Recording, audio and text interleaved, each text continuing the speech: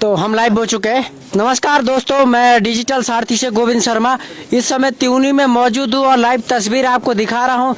जो इस बार विधानसभा चुनाव होने वाले हैं उसको लेकर हम जो यहाँ पर भाजपा कार्यकर्ता इनसे बातचीत करेंगे और क्या इनका कहना है और कितना विकास अभी तक भाजपा ने जौनसार में किया है, इन सब विषय में आज चर्चा करेंगे। तो सबसे पहले हमारे साथ चंद्र साल्टा जी है, तो हम साल्टा जी से जानना चाहेंगे। साल्टा जी, आपका बहुत बहुत स्वागत डिजिटल सारथी में। सबसे पहले आपका बहुत बहुत धन्यवाद डिजिटल सारथी का, जो आप लोग ने ये संवाद छेड़ा है। बाकी मैं आप लोगों को ये कहना चाहता हूँ, इस बार जैसे हम हमारे क्षेत्र में त्यूनी में विशेषकर जो जनाधार देख रहे हैं, युवा में जोश देख रहे हैं। साल्टा जी, आप ये बताओ समर्थन किसको कर रहे हैं? हम हमारा समर्थन भारतीय जनता पार्टी को है। जो भारतीय जनता पार्टी ने यहाँ कैंडिडेट भेजा है, हमारा समर्थन सभी का उसके लिए है, सभी मंडल का। तो सीधा सीधा आपका कहना है कि हमारा समर्थन रामशरण नौटियाल को है। क्यों आप रामशरण नौटियाल का समर्थन करना चाहेंगे? देखो जी, हमारे लिए सबसे पहले संगठन सर्वोपरि है। हमारे जो हाईकमान ने जो हमारे यहाँ प्रत्याशी भेजा है, वो हम सबका प्रत्याशी है। वो कमल फूल हम सभी का प्रत्याशी है। वो रामशरण नौटियाल जी या कोई दूसरे नेता होते, हम सभी उनको समर्थन करते। साल्टा जी, मेरा आपसे एक प्रश्न ये रहेगा, अभी 5 साल में उत्तराखंड में भाजपा की सरकार थी और 2014 से लगातार केंद्र में भाजपा सरकार है, तो आप ऐसे कुछ मुद्दे बताएं जो जौनसार में भाजपा ने विकास किया। ऐसे हमारे विधानसभा चक्राता में बहुत सारे मुद्दे, आप रोड ही देखो। हमारे यहाँ सबसे जो पीएम जयसवाई का सबसे लंबा रोड बन रहा अभी ये चक्राता में, वो भैया है। और आप यहाँ देखिए, हमारे बगल में डेरसा प्यूनल का रोड है, इसके लिए भी ये जो डेरसा प्यूनल है, क्योंकि जनता सवाल कर रही है, जनता प्रूफ मांग रही है कि सड़क किसने किया। कांग्रेस वाले कहते हैं कि हमने कराया, बीजेपी वाले करते हमने कराया। जनता को रिपोर्ट दिखाइए कि किसने कराया।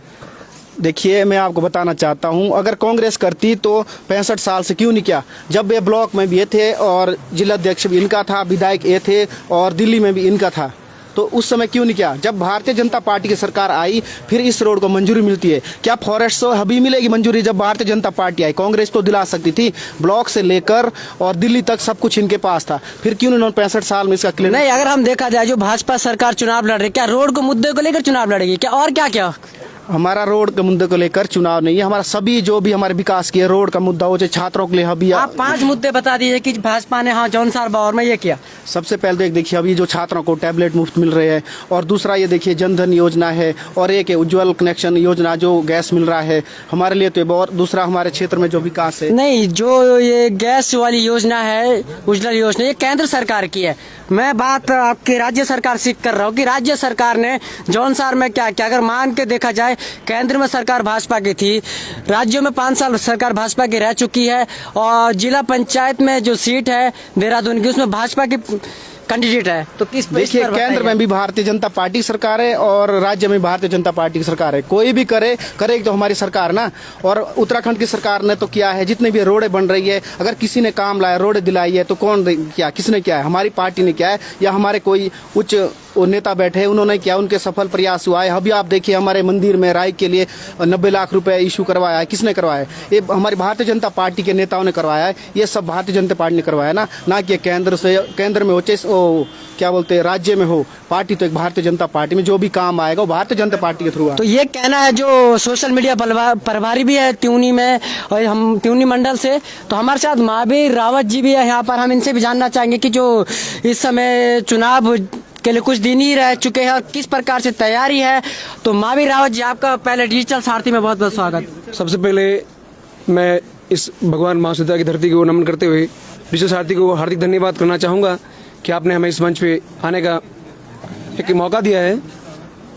और तो रावत जी, मेरा आपसे सवाल रहेगा कि आप अभी कुछ महीने ही पहले आपने भारतीय जनता पार्टी ज्वाइनिंग की, तो आप थोड़े से मुद्दे बताएं कि क्यों आपने भारतीय जनता पार्टी ज्वाइनिंग की। क्या ऐसा आपको लगा कि मुझे भारतीय जनता पार्टी में सही पार्टी लगी? सबसे पहले तो इसका मैं एक जो नारा है हमारे माननीय प्रधानमंत्री मोदी जी ने दिया है कि सबका साथ सबका विकास, वो सिर्फ मोदी जी नहीं बल्कि पूरे हमारे जो भारतीय जनता पार्टी का जो संगठन है उसका सिर्फ नारा नहीं है, वो काम भी कर रहे हैं।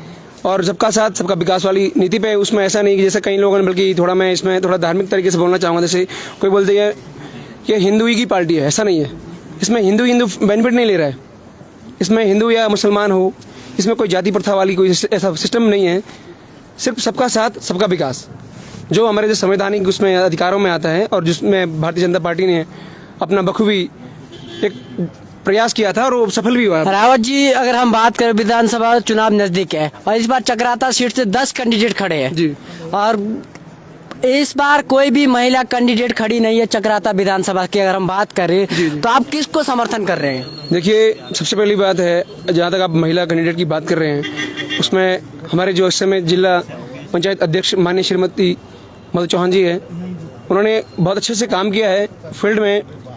तो कुछ उनकी तबीयत खराब हुई थी, कोरोना पॉजिटिव निकले थे, जिस वजह से वो अभी आ नहीं पा रहे हैं। अब कुछ ही दिनों में आपके बीच में होंगे, तो महिला कैंडिडेट वो आएंगे तो उनका, अगर देखा जाए हम जिला पंचायत अध्यक्ष मधु चौहान की बात करें तो कहीं ना कहीं वो जो उनको टिकट ना मिलने से एक नाराजगी है, क्योंकि सोशल मीडिया में उन्होंने एक पोस्ट की थी जिससे जाहिर होता कि टिकट ना देने से कहीं ना कहीं जो जिला पंचायत अध्यक्ष है उन पे कहीं ना कहीं नाराजगी। इस पे क्या कहना चाहेंगे? देखिए, ऐसा बिल्कुल भी नहीं है। हमारी जो हाईकमान पार्टी से भारतीय जनता पार्टी का जो संगठन की एक जो निर्णय लिया, उसमें माननीय रामचंद्र नौटियाल जी को टिकट दिया गया है और मधु चौहान जी बिल्कुल साथ हैं। आप इस चीज़ को बिल्कुल ऐसा ना सोचे कि कोई साथ नहीं है, सब इस संगठन में है। यहाँ पे आने का जो अभी तक नहीं आ पाए प्रचार में, वो उनकी जब तबीयत में आपको पहले बता चुका हूँ, उनको जो कोरोना पॉजिटिव पाया गया था, इस वजह से वो आ नहीं पाए।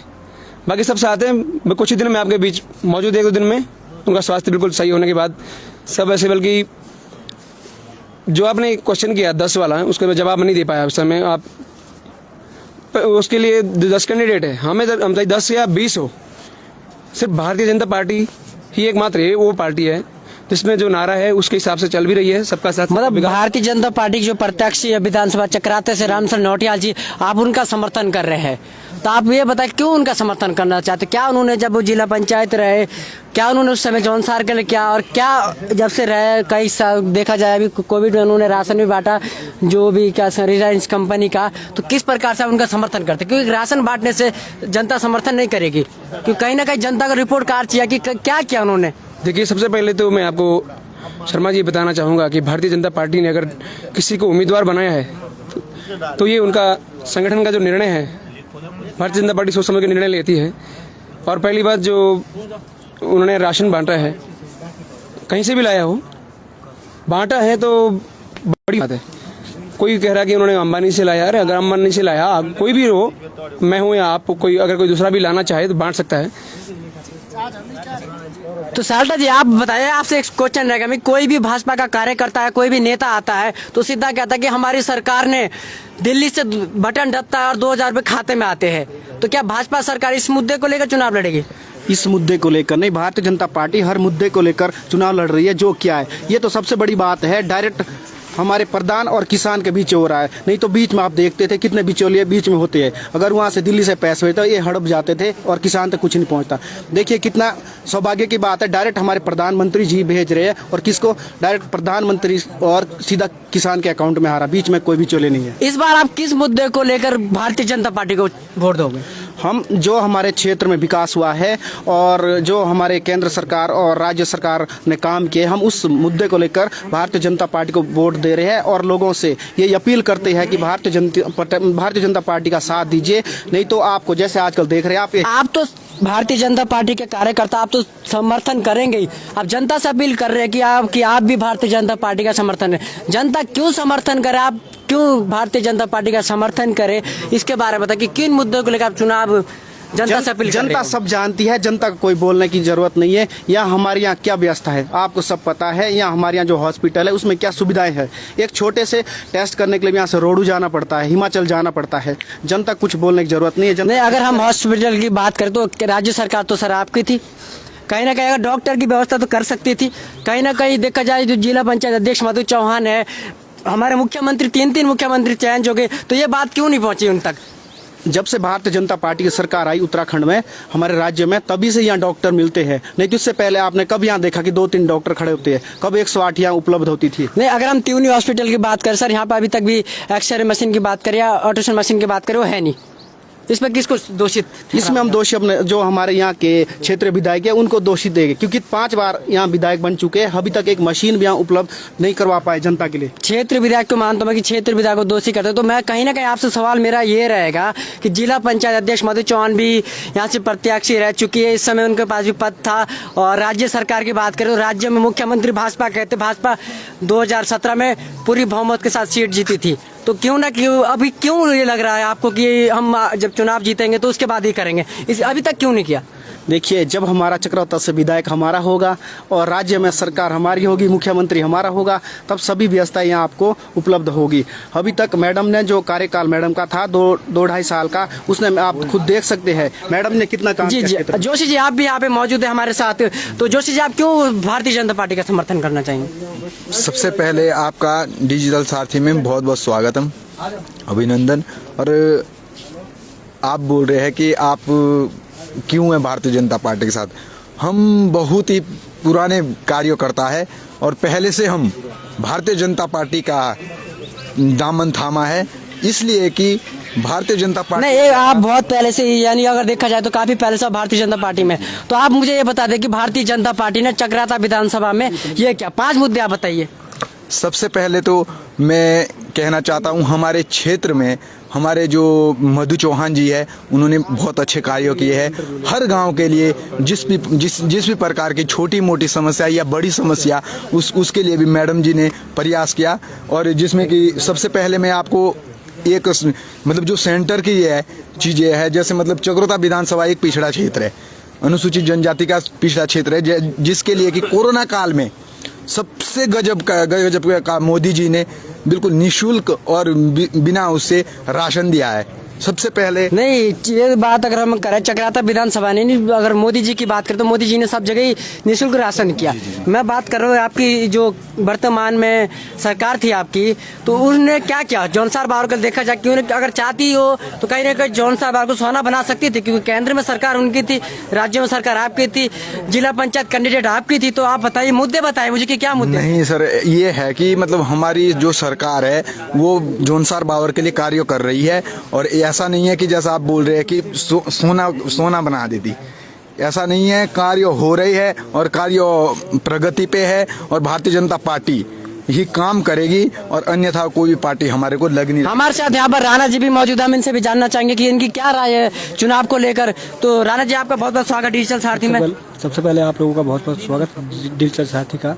राणा जी, देखा जाए तो आप कई वर्षों से भारतीय जनता पार्टी में हैं, तो आप भी बता दीजिए, क्योंकि अभी तक जो मेरा सवाल था उसका जवाब मुझे नहीं मिला, कि भारतीय जनता पार्टी के 5 मुद्दे बताइए आप कि क्या हुआ जौनसार में। ऐसे कुछ 5 मुद्दे बताइए जो जिला पंचायत हो गई या मुख्यमंत्री अभी भाजपा कह रहे कि क्या क्या उन्होंने तो नजदीक। आपने स्वास्थ्य के बारे में सबसे पहले पूछा।